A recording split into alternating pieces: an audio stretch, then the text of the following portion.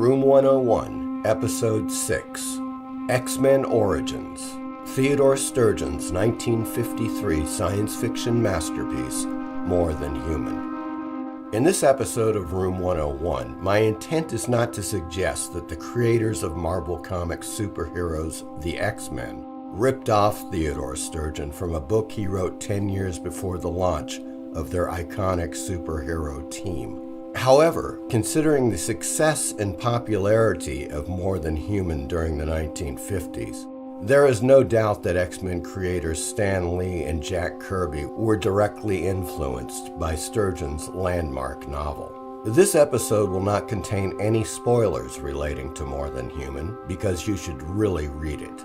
See links in the description.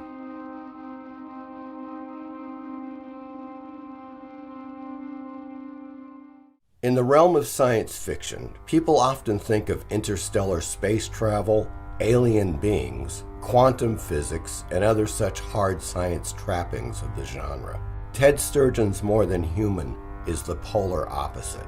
Instead of going to outer space, Sturgeon explores the concept of human mutations on modern-day Earth, and in doing so, creates a riveting and often tragic story of misfits who found the ultimate strength in each other. Sturgeon's writing is lyrical and profound, conjuring up an atmosphere that recalls Bradbury or Matheson more than Asimov or Clarke. It is unlike any science fiction story I've ever read, and I cannot recommend this book highly enough. Wonderful ear, wonderful sense of prose.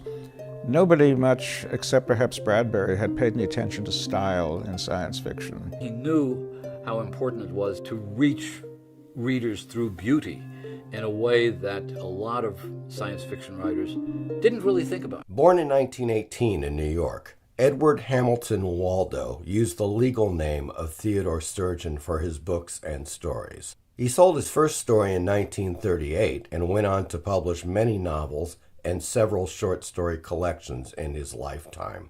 He also wrote for TV shows, including The Invaders, The Twilight Zone, and Tales of Tomorrow. But it was 1953 that saw Sturgeon release his sci-fi masterwork, More Than Human, the story of unwanted mutant children who find each other and form the most powerful group of humans on Earth. It won the highly coveted International Fantasy Award in 1954 and became a centerpiece in science fiction for decades to come. Description from the original book. Lone, a young simpleton who can hear other people's thoughts and make a man blow his brains out just by looking at him. Janie, a neglected, intelligent little 8-year-old girl gifted or cursed with telepathic and telekinetic powers of unbelievable magnitude. Bonnie and Beanie, 3-year-old twin sisters with telepathic abilities who can also teleport themselves anywhere in the blink of an eye. Baby, a mongoloid infant whose body never matures but whose computer-like brain is constantly expanding, absorbing data at a lightning-fast pace. Jerry, an orphan, a street urchin, who has the power to take facts and memories from anyone's mind and make people do his bidding. A young man who has everything it takes to run the world except for a conscience. Separately, they are talented freaks. Together, they compose a single organism that may represent the next step in evolution and the final chapter in the history of the human race. You may recognize the powers described here: mind control, telepathy, telekinesis, and teleportation. In Marvel Comics, the X-Men, all of these powers and more are utilized by the superheroes, but the most interesting aspect is that while the X-Men are powerful alone, they are certainly more powerful brought together under Professor Xavier's wing. As in More Than Human, some of the X-Men are more dysfunctional alone and need to be part of the mutant team to achieve their full potential. And so it is with Sturgeon's novel. The book spans a few decades, with the first part focusing on the main character, Lone, a poor, uneducated boy cast out of society. He lives in the forest, hunting animals and doing what he can to survive. He eventually connects with Janie, Bonnie and Beanie, and the baby, and they live in an earthen hut deep in a remote forest area. Here, they all communicate with each other telepathically and learn of each other's unique mutant capabilities. Together, they form the strongest force on planet Earth, and perhaps represent a major evolutionary leap for mankind while being shunned by that very same humanity. Without getting into any spoilers, the story is told in 3 major parts, introducing and subtracting a few key characters along the way. During the same period Sturgeon wrote More Than Human, Stan Lee was a busy editor at Atlas Comic Books, which would eventually fold into Marvel Comics. He was editing pre-code science fiction and horror comics, while Jack Kirby was drawing horror comics for Prize Publications and their famous Black Magic comic book series.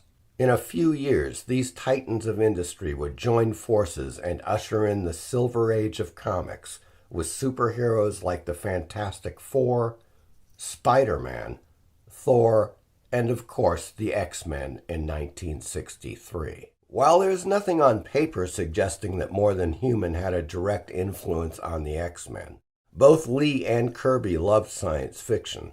They all worked in New York, and the connection between the science fiction and comic book worlds was as strong then as it is today. Stan Lee was familiar with Sturgeon's work, as evidenced by the 1971 Marvel comic book Supernatural Thrillers, featuring Theodore Sturgeon's story called It, originally written in 1940 about a humanoid swamp monster. It was the same year that Marvel released the very popular Man-Thing, also about a humanoid swamp monster. Coincidentally enough, More Than Human was made into a heavy metal magazine graphic novel in 1979, adapted by Doug Moench, with art by the great Alex Nino.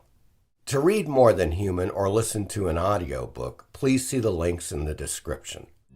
Sturgeon also had an insight into character that you didn't go to Heinlein or Asimov, or for that matter Bradbury, for.